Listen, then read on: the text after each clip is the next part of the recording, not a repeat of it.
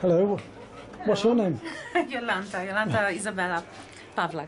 Yes. And how long have you had this shop here? It's the second month because I came to Netherlands to create the project for the opera. Yes. And yeah, I was always working the back scene of the projects, and my friends who were part of the opera, they were like, no, you have to bring your artwork to the people, not always just work behind the project. So now, yeah, everybody can touch it, see it, and try it on.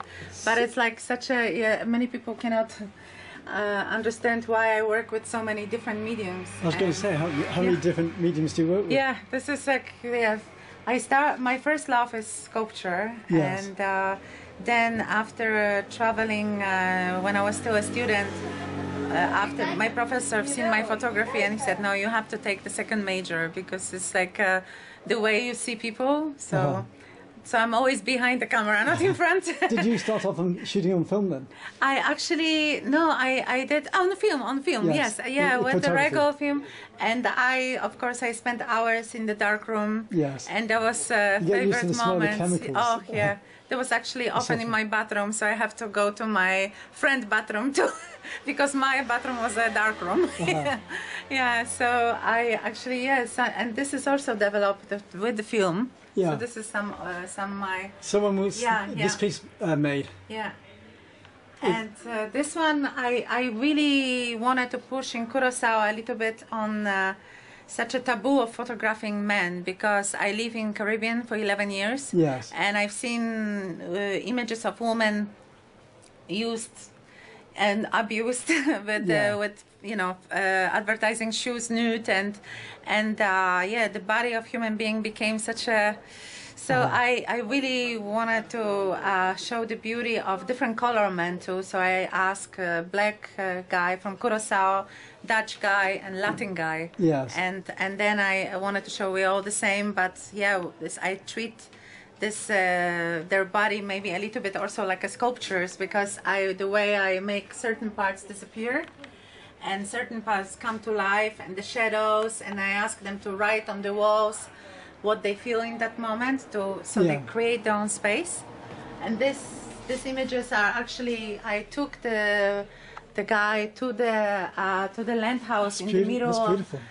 In the middle of the forest, and I have to bring generator with me with the special light, and they're like, why are you going to such a trouble? Why not to just take a photo in the studio? Yeah. But the atmosphere of this old land house from like 17th century was like it was magical. So that's where things happening with the light, and the people just going to the different moods, starting dancing, singing, or so I like the sculpture. I mean, I know some very, if you don't mind me saying, I know some homoerotic artists in Amsterdam. Okay. And I thought that your work might have been some of theirs when I saw it before I talked to you. Okay. So what's this other work about? This is important for me project, because this sculpture, actually, friend of mine who was going through breast cancer, she posed for me. Yeah. And afterwards, she allowed me to show this piece at the museum in Chicago. Okay, it's and powerful, I isn't it?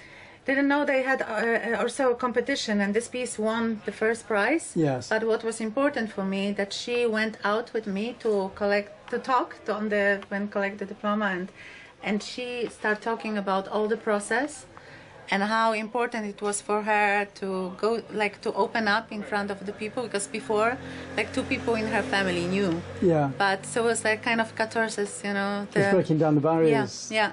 So this is her protective armor. And it's almost like a privilege for you to be put in that position, really. Yeah, where she trusts you enough to do it. I asked her to pose for me when I didn't know that she's already after operation. Yes. Yeah, I knew what she was going through, but And this is my drawings in metal. I actually became an artist in resident in Indiana, Columbus in States. Yes. And I was teaching sculpture in exchange for casting my sculptures in iron.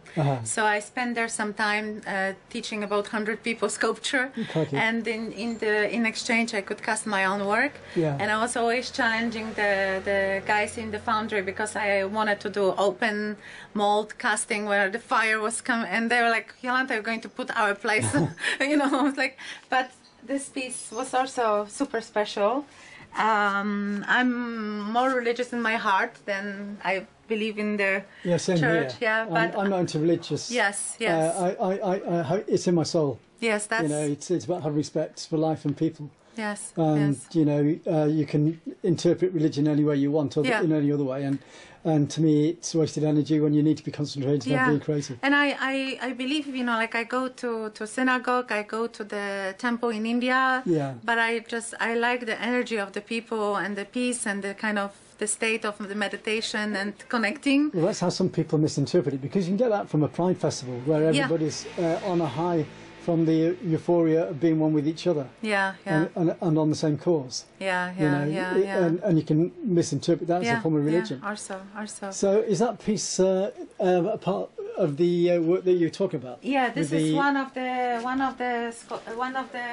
photography where I also ask my models to write on the walls. Yeah. And wish I had models like yours. Yeah.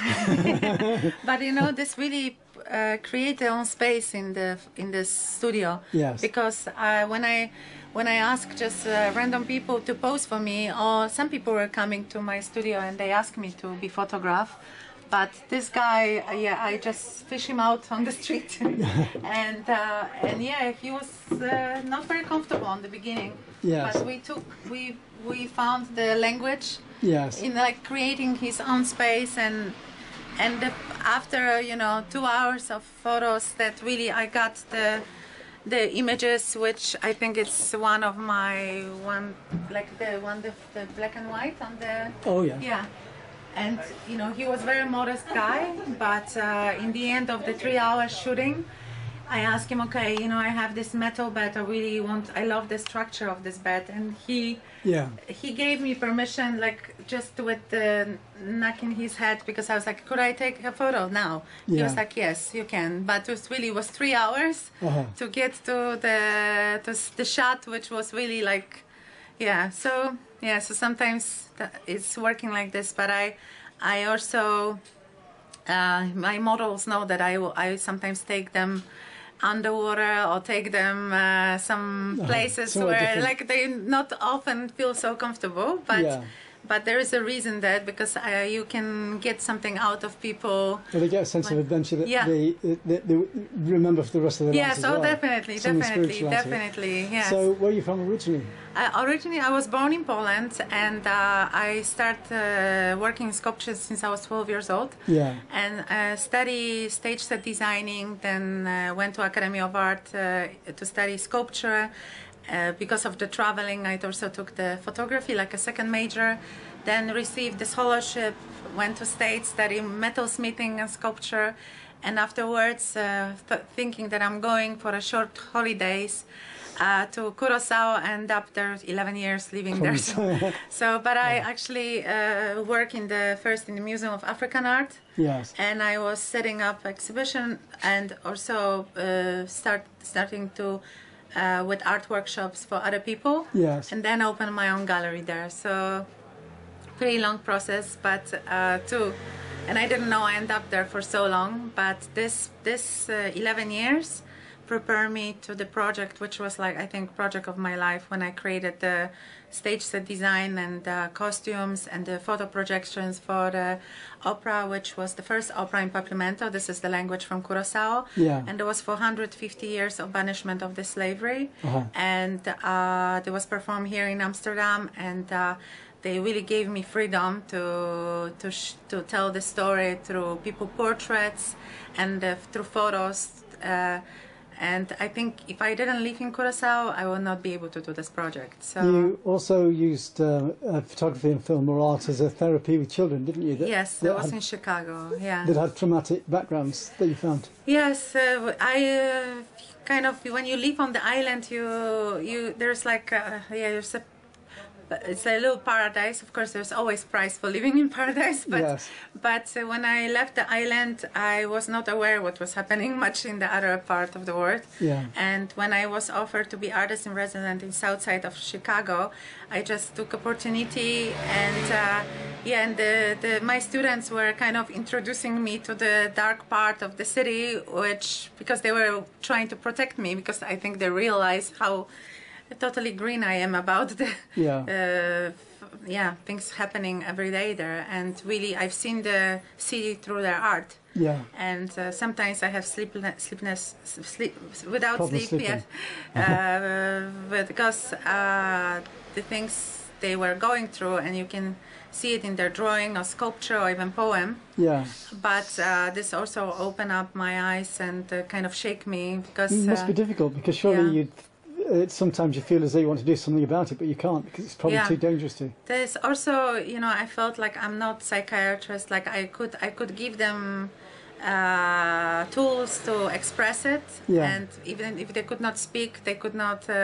Maybe they could sing it out. They could sculpt it out, or even if they throw their sculpture to the garbage afterwards. The most important was the process, what there was happening. They throw this emotion out of them, but I definitely was not trained to give any talks, and thanks God they have also people who are helping them this way. So, but I'm still in touch with some amazing young people, and they're doing great, and they getting us scholarships to continue their art education. So what brought you back to Amsterdam? To Amsterdam, because I did the project with the opera, Tanya Cross, who invited me to do, she's an opera singer here. Yes. We became really great friends. She invited me to do a second project with her for the theater. Yeah. And it was crossover, and we were touring all Holland with this project. I did also costumes and projections and some paintings, which I had to photograph step by step, and because they have to become to life on the stage. And because of this project, I met my best friends, Tanya Cross and Perry Dozet here. And so now they're like my family here. Like I really, we want to continue working on some art projects together. Yes. So I decided to come back here, and now it's my home. So what's the address of this gallery? Address is Haarlemmerstraat 100. Yes. It's really easy, next to Barney's coffee shop. I think many people pass by this place. But and upstairs I'm also going to have a studio, and people can put their hands in the clay.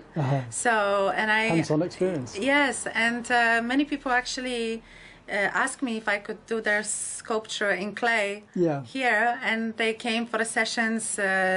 So I create some portraits of people who are passing by Amsterdam.